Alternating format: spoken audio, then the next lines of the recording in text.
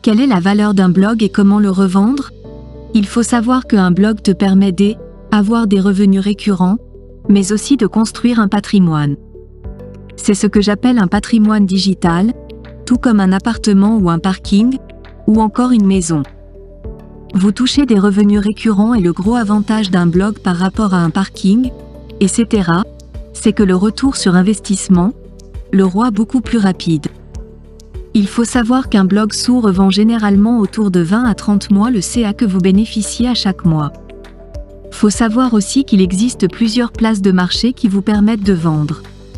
Que ça soit en France ou à l'étranger et qui vous permettent de sécuriser la vente.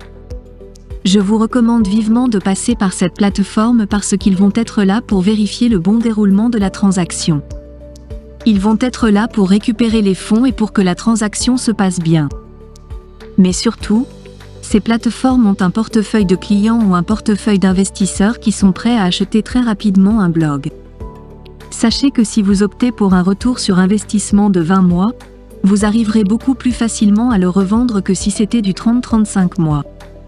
Faut savoir aussi, et je fais un petit aparté, que si vous vendez un logiciel en SAS, vous allez le revendre à autour des 50 mois.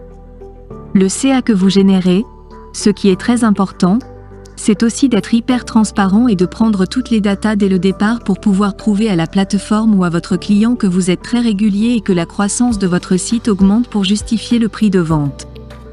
Du coup, n'oubliez pas que quand vous construisez des blogs, c'est pour le long terme, ça va vous générer des revenus.